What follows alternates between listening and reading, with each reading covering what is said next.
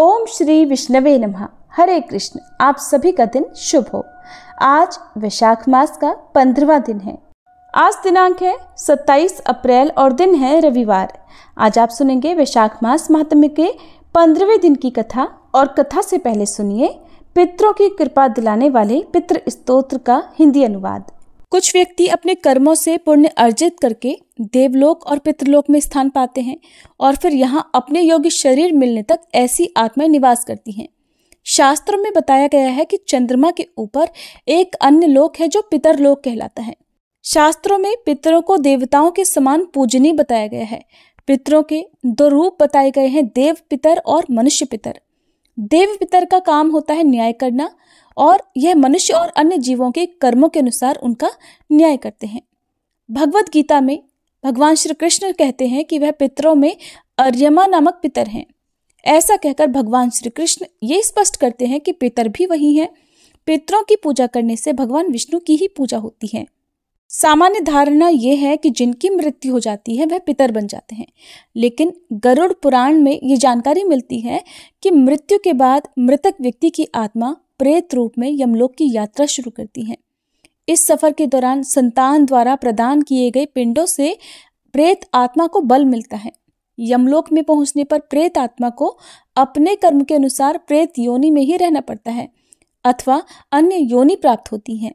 अब सुनिए पितृ स्तोत्र का हिंदी अनुवाद। श्री मार्कंडेय पुराण में महात्मा रुचि द्वारा की गई पितरों की यह स्तुति पितृ स्तोत्र कहलाता है। महात्मा रुचि कहते हैं, जो सबके द्वारा पूजित, अमूर्त, अत्यंत तेजस्वी, ध्यानी और दिव्य दृष्टि से संपन्न है, उन पितरों को मैं सदा नमस्कार करता हूँ। जो इंद्र आदि देवताओं, दक्ष, मारीच, सप्तऋषियों तथा दूसरों के भी नेता हैं, कामना की पूर्ति करने वाले उन पितरों को मैं प्रणाम करता हूँ। जो मनु आदि राजर्षियों, मुनीश्वरों तथा सूर्य और चंद्रमा के भी नायक हैं, उन समस्त पितरों को मैं जल और समुद्र में भी नमस्कार करता हूँ। नक्षत्रों, ग्रहों, वायु, अग्नि, आकाश और द्युलोक तथा पृथ्वी के भी जो नायक हैं, उन पितरों को मैं हाथ जोड़कर प्रणाम करता हूँ। जो देवर्षियों के जन्मदाता, समस्त लोकों द्वारा वंदित तथा अक्षय फल के दाता हैं, उन पितरों को मैं हाथ जोड़कर प्रणाम करता हूँ। प्रजापति, कश्यप, सोम, वरुण तथा योगेश्वरों के रूप में स्थित पितरों को सदा हाथ जोड़कर प्रणाम करता हूँ। सातों लोकों में स्थित 7 पितृगणों को नमस्कार है। मैं योग दृष्टि संपन्न स्वयंभू ब्रह्मा जी को प्रणाम करता हूँ। चंद्रमा के आधार पर प्रतिष्ठित तथा योग मूर्तिधारी पितृगणों को मैं प्रणाम करता हूँ। साथ ही संपूर्ण जगत के पिता सोम को नमस्कार करता हूँ।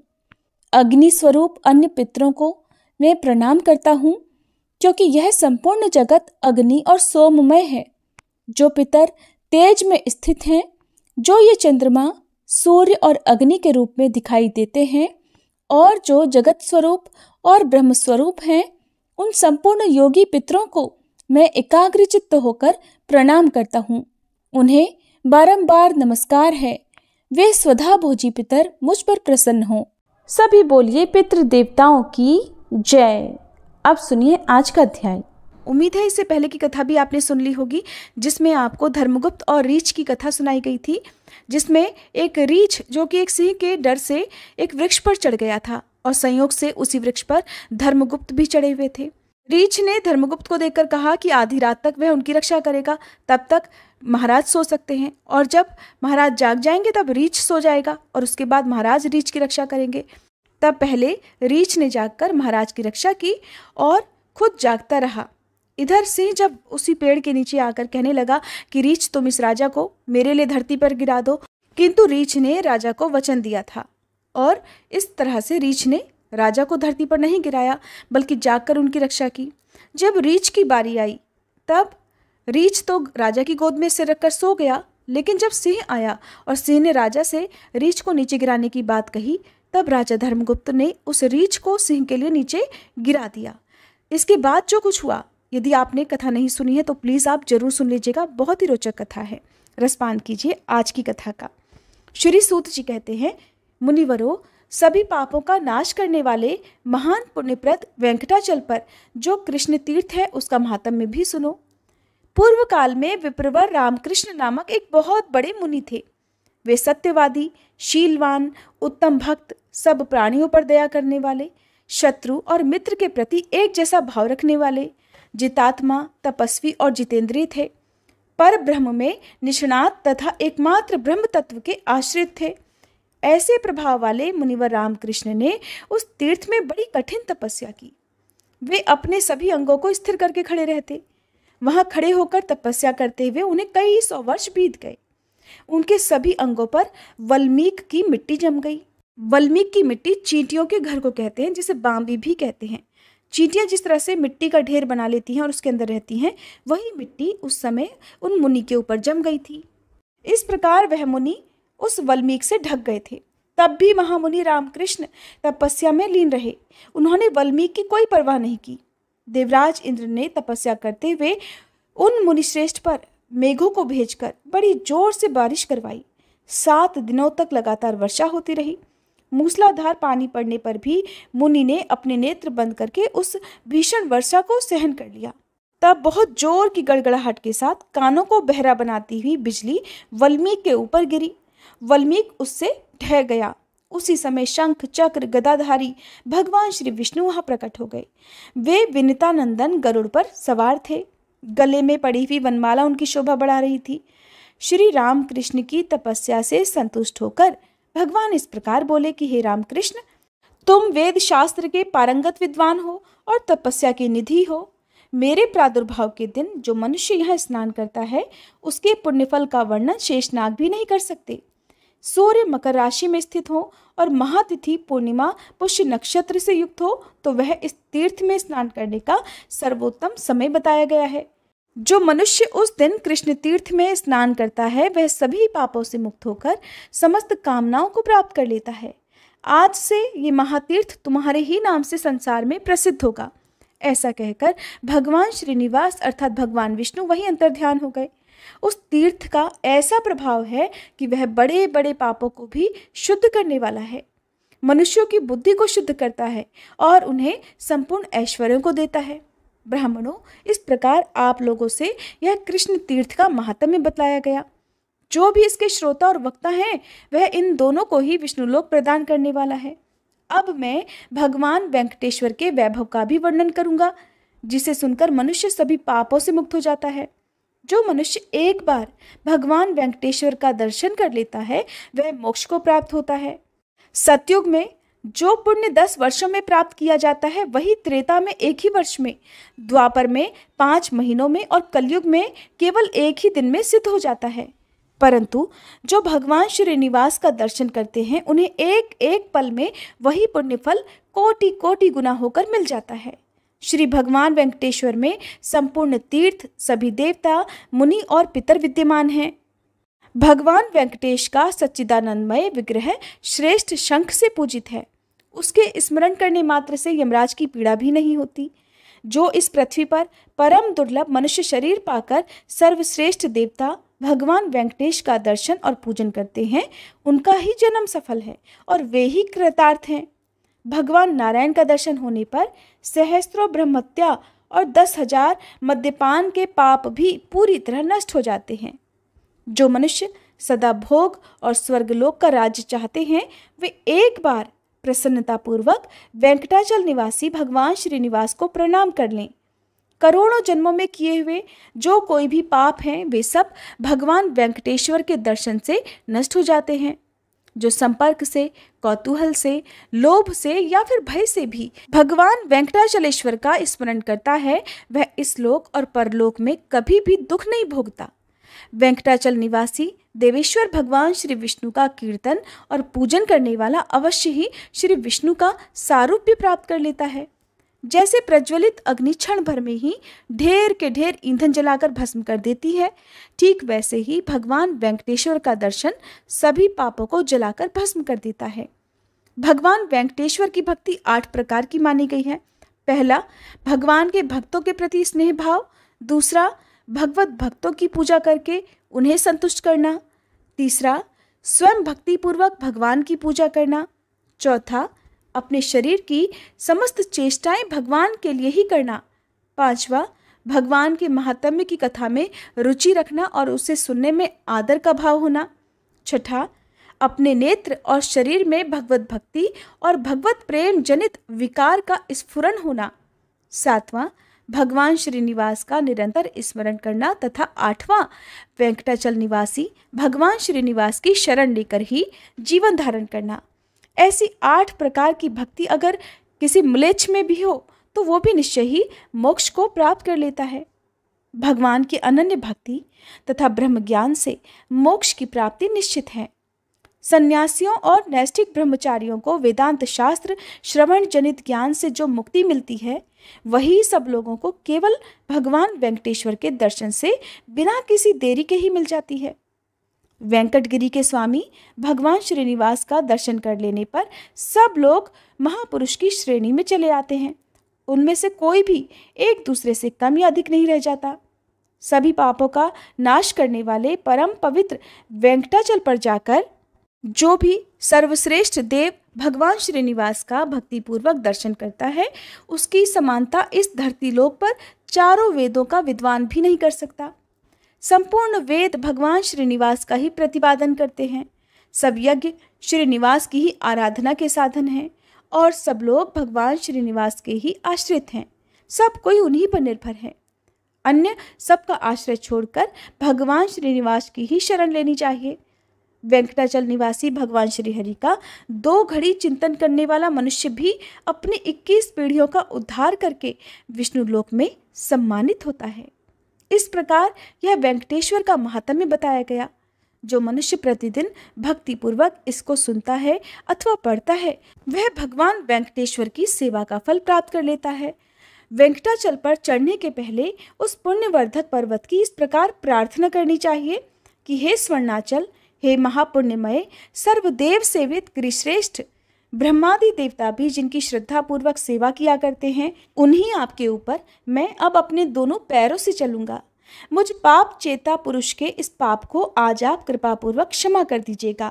आपके शिखर पर निवास करने वाले भगवान लक्ष्मीपति का आप मुझे दर्शन कराइए।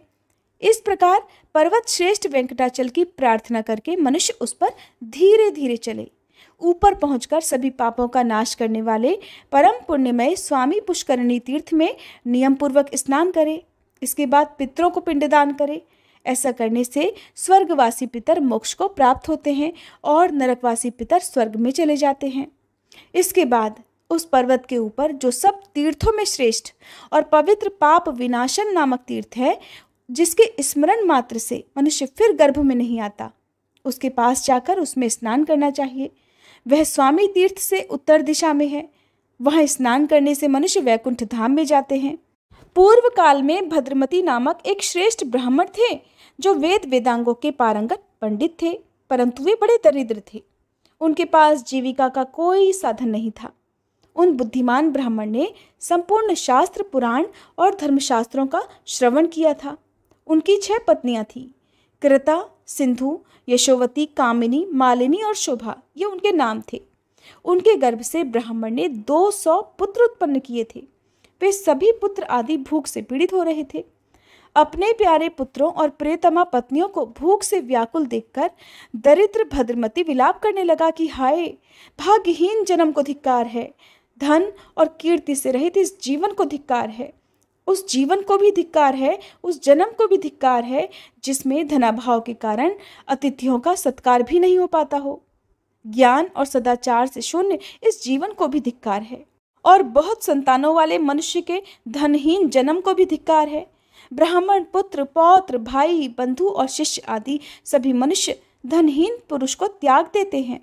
जो धनवान है वो चाहे निर्दयी हो या दयावान, गुणवान हो या फिर गुणहीन, मूर्ख हो या पंडित, और सब धर्मों से युक्त हो या फिर धर्महीन हो, अगर वह ऐश्वर्य के गुण से युक्त है तो वही पूजने योग्य होता है।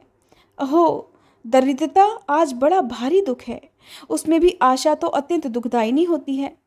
आशा के वशीभूत होकर मनुष्य क्षण क्षण में दुख भोगते हैं। जो आशा के दास हैं वे सभी संसार के दास हैं, और जिन्होंने आशा को अपनी दासी बना लिया है उनके लिए ये संपूर्ण जगत दास के समान है। अहो, दरिद्रता अर्थात गरीबी सबसे बड़ा दुख है, महान दुख है। उसमें भी पुत्र और पत्नियों का अधिक होना तो और भी दुखदायी है।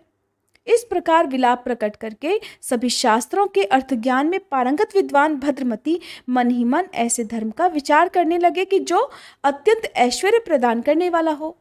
उस समय उनकी पत्नियों में जो कामिनी नाम वाली पतिव्रता पत्नी थी, उसने अपने पतिदेव से कहा, भगवान, मेरे प्राणनाथ, मेरी एक बात सुनिए। ऋषि मुनियों से सेवित सुवर्ण मुखरी नदी के तट पर देवताओं के निवास करने योग्य परम पवित्र वेंकट पर्वत है। उसके शिखर पर सभी पापों का नाश करने वाला पावन तीर्थ है। महामते, आप पत्नी और पुत्रों के साथ वहीं चलकर पाप नाशन तीर्थ में स्नान कीजिए।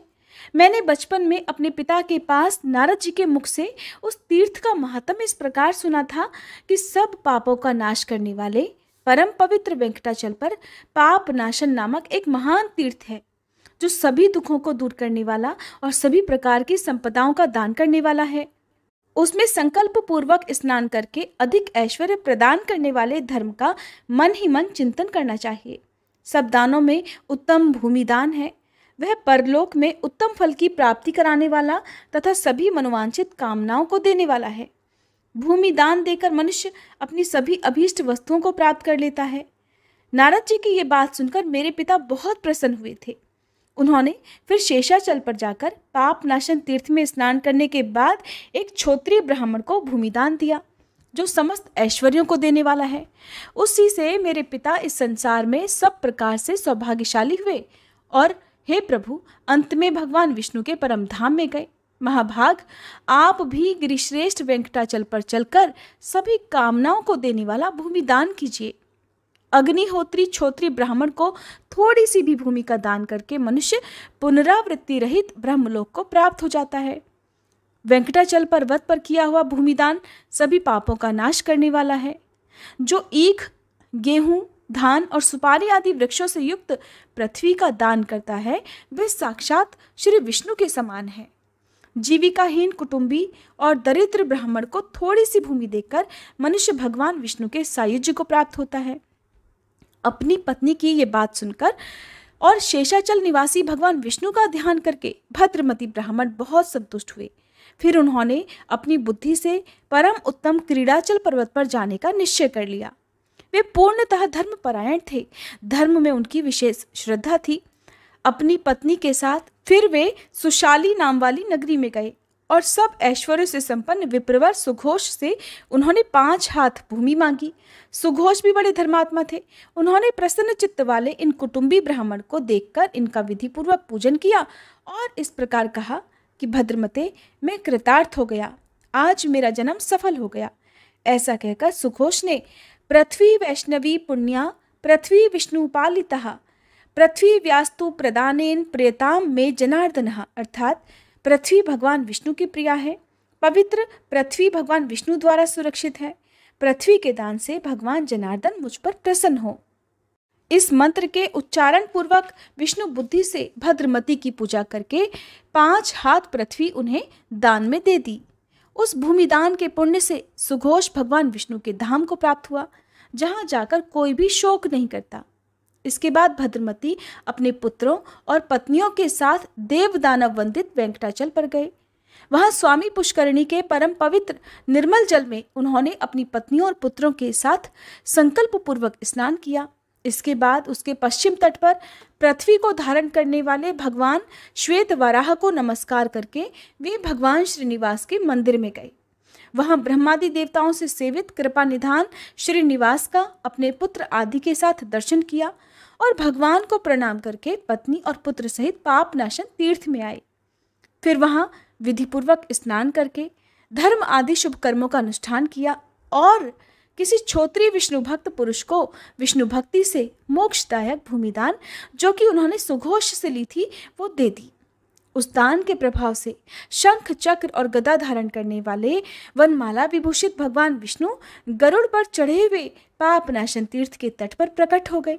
उस समय शांत स्वभाव वाले भद्रमती ने भगवान की इस प्रकार स्तुति आरंभ कर दी कि सबके कारण रूप आप भगवान को नमस्कार है, नमस्कार है। सबको पालन करने वाले आपको नमस्कार है।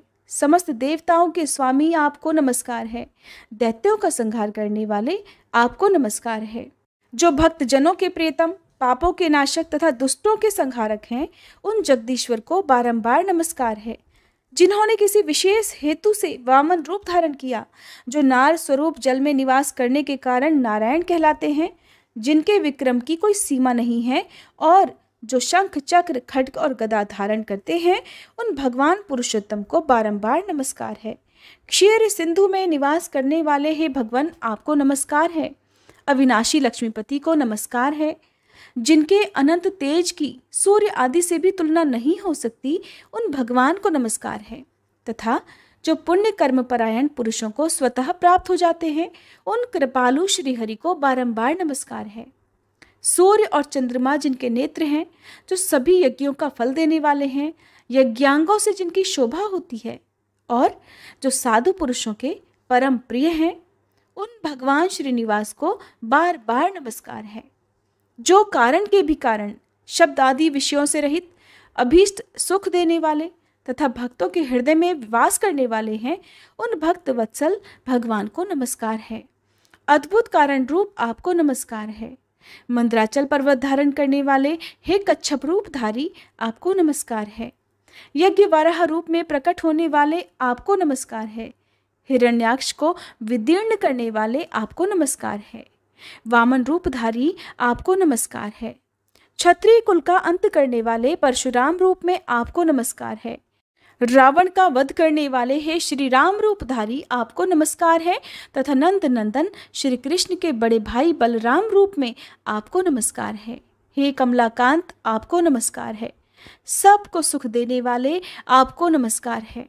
भगवान, आप शरणागतों की पीड़ा का नाश करने वाले हैं, आपको बारंबार नमस्कार है। ब्राह्मण भद्रमती के इस प्रकार स्तुति करने पर भक्त वत्सल दयानिधान भगवान श्रीनिवास ने बड़े वात्सल्य पूर्वक कहा, तात, तुम्हारा कल्याण हो। तुम्हारे इस महास्तोत्र से मैं अत्यंत संतुष्ट हूँ। हे ब्राह्मण, तुम इस संसार में पुत्र पौत्र आदि के साथ सभी सुखों से संपन्न होकर सुख भोगने के बाद अंत में मोक्ष प्राप्त करोगे। ऐसा कहकर भगवान श्री विष्णु वहीं अंतर्ध्यान हो गए। हे ब्राह्मणों, इस प्रकार मैंने पाप नाशन तीर्थ की महिमा और उसके तट पर भूमिदान करने के महत्व का भी वर्णन कर दिया। हरे कृष्ण। आज के अध्याय में बस इतना ही। इसके आगे की कथाएं आप आने वाले अध्याय में सुनिएगा। अब सुनिए श्री विष्णु चालीसा पाठ। श्री विष्णु चालीसा पाठ।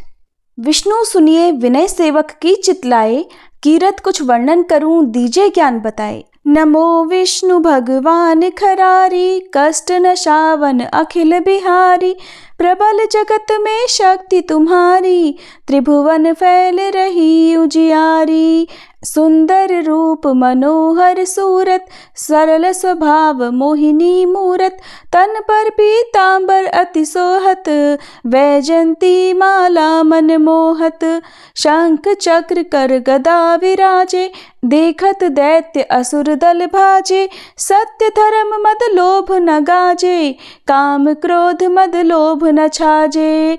संत भक्त सज्जन मन रंजन, धनुज असुर दुष्टन दल गंजन। सुख उपजाए कष्ट सब भंजन, दोष मिटाए करत जन सज्जन। पाप काट भव सिंधु उतारण, कष्ट नाश कर भक्त उबारण। करत अनेक रूप प्रभु धारण, केवल आप भक्ति के कारण। धरणी धेनु बन तुम ही पुकारा, तब तुम रूप राम का धारा। भार उतार असुर दल मारा, रावण आदिक को संहारा। आप वराह रूप बनाया, हिरण्याक्ष को मार गिराया। धर्मत्स्य तन सिंधु बनाया, 14 रत्नन को निकलाया। अमिलख असुरन द्वंद मचाया, रूप मोहिनी आप दिखाया। देवन को अमृत पान कराया, असुरन को छवि से बहलाया। कूर्म रूप धर सिंधु मझाया, मंदराचल गिरि तुरत उठाया। शंकर का तुम फंद छुड़ाया, भस्मासुर को रूप दिखाया। वेदन को जब असुर डुबाया, कर प्रबंध उन्हें ढूंढवाया। मोहिनी बनकर खल ही नचाया, उस ही कर से भस्म कराया। असुर जलंधर अति बलदाई, शंकर से उनकी इन्हें लड़ाई। हार पार शिव शकल बनाई, कीन सती से छल खल जाई। सुमिरन कीन तुम्हें शिव रानी, बतलाई सब विपत कहानी। तब तुम बने मुनीश्वर ज्ञानी, वृंदा की सब सुरति भुलानी। देखत तीन दनुज शैतानी, वृंदा आए तुम्हें लपटानी। हो स्पर्श धर्म क्षति मानी, हना असुर उर शिव शैतानी। तुमने ध्रुव प्रहलाद उबारे, हिरणाकुश आदिक खल मारे। गणिका और अजामिल तारे, बहुत भक्त भव सिंधु उतारे। हरहु सकल संताप हमारे, कृपा करहु हरि सिरजनहारे। देखहु मैं निज दर्श तुम्हारे, दीन बंधु भक्तन हितकारे। चाहता आपका सेवक दर्शन, करहु दया अपनी मधुसूदन। जानू नहीं योग्य जब पूजन, होए यज्ञ स्तुति अनुमोदन। शील दया संतोष सुलक्षण, विदित नहीं व्रत बोध विलक्षण। करहु आपका किस विधि पूजन, कुमति विलोक होत दुख भीषण। करहु प्रणाम कौन विधि सुमिरन, कौन भांति मैं करहु समर्पण। सुर नर मुनि करत सदा सेवकाई, हर्षित रहत परम गति पाई। दीन दुखिन पर सदा सहाई, निज जन जान लेव अपनाई। पाप दोष संताप नशायो, भव बंधन से मुक्त कराओ। सुत संपत्ति दे सुख उपजाओ, निज चरणन का दास बनाओ। निगम सदा ये विनय सुनावे, पढ़े सुने जो जन सुख पावे। ओम जय जगदीश हरे, स्वामी जय जगदीश हरे। भक्त जनों के संकट, दास जनों के संकट, क्षण में दूर करे। ओम जय जगदीश हरे। जो ध्यावे फल पावे, दुख बिन से मन का। स्वामी दुख बिन से मन का, सुख संपत्ति घर आवे। सुख संपत्ति घर आवे, कष्ट मिटे तन का। ओम जय जगदीश हरे। मात पिता तुम मेरे, शरण गहूँ मैं किसकी। स्वामी शरण गहूँ मैं किसकी। तुम बिन और न दूजा, तुम बिन और न दूजा। आस करूँ मैं जिसकी। ओम जय जगदीश हरे। तुम पूर्ण परमात्मा, तुम अंतर्यामी। स्वामी तुम अंतर्यामी। पार ब्रह्म परमेश्वर, पार ब्रह्म परमेश्वर। तुम सबके स्वामी। ओम जय जगदीश हरे।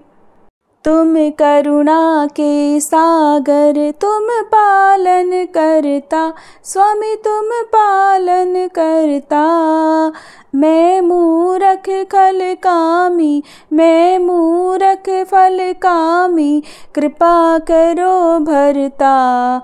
ओम जय जगदीश हरे। तुम हो एक अगोचर, सबके प्राणपति। स्वामी सबके प्राणपति। किस विधि मिलूं दयामय, किस विधि मिलूं दयामय। तुमको मैं कुमति। ओम जय जगदीश हरे। दीन बंधु दुख हरता, ठाकुर तुम मेरे। स्वामी रक्षक तुम मेरे। अपने हाथ उठाओ, अपने शरण लगाओ। द्वार पड़ा तेरे। ओम जय जगदीश हरे। विषय विकार मिटाओ, पाप हरो देवा, स्वामी पाप हरो देवा। श्रद्धा भक्ति बढ़ाओ, श्रद्धा भक्ति बढ़ाओ, संतन की सेवा। ओम जय जगदीश हरे, ओम जय जगदीश हरे, स्वामी जय जगदीश हरे। भक्त जनों के संकट, दास जनों के संकट, क्षण में दूर करे। ओम जय जगदीश हरे। प्रिय श्रोताओं, आइए अब हम सब मिलकर भगवान श्री लक्ष्मी नारायण जी से क्षमा प्रार्थना करें। हे सच्चिदानंद परम करुणामय भगवान विष्णु, हे लक्ष्मी नारायण भगवान, आप सबके अंतःकरण में वास करने वाले सर्वज्ञ, सर्वशक्तिमान और अनंत दयालु हैं। मैं आपकी इस अज्ञानमय बालिका ने जीवन के पथ पर चलते हुए अनगिनत बार अपने विचारों, वचनों और कर्मों से जाने अनजाने पाप, त्रुटियां और अपराध किए हैं। हे प्रभु, कभी किसी के साथ कटु व्यवहार किया, कभी अहंकार में कुछ ऐसा बोल गई जो आपकी मर्यादाओं के विरुद्ध था। कभी क्रोध आया, कभी मोह ने भरमाया और कभी लोभ ने मुझे आपके पथ से डगमगाया। परंतु प्रभु, आप तो क्षमाशील हैं। आप तो उसी को उठाते हैं जो गिर गया हो, उसी को थामते हैं जो भटक गया हो। हे श्री हरि, मैं स्वीकार करती हूँ कि मेरी बुद्धि संकीर्ण है, मन चंचल है, इंद्रियां आकर्षणों में बहक जाती हैं, परंतु मेरा हृदय बार बार आपके श्री चरणों की ओर ही लौट आता है। हे प्रभु, मैं आपकी शरण में हूँ। आपके बिना मेरा कोई सहारा नहीं, कोई गति नहीं। मुझ में यदि कोई गुण है तो वह आपके चरणों की भक्ति है। मुझ में यदि कोई शक्ति है तो वह आपके नाम का स्मरण है। आपकी कृपा के बिना मैं कुछ भी नहीं। इसलिए हे करुणा सिंधु, कृपया मुझ पर दृष्टि डालिए, मेरे समस्त पापों को क्षमा कर दीजिए, मुझे अपनी भक्ति में दृढ़ बनाइए और अपने प्रेम में बांध लीजिए। मैं न योग जानती हूँ, न यज्ञ, न तप, न व्रत। मैं तो केवल एक बात जानती हूँ कि आप मेरे हैं और मैं आपकी हूँ। यही संबंध मेरी आत्मा की अंतिम पहचान है। श्री विष्णु भगवान की जय। श्री लक्ष्मी नारायण भगवान की जय।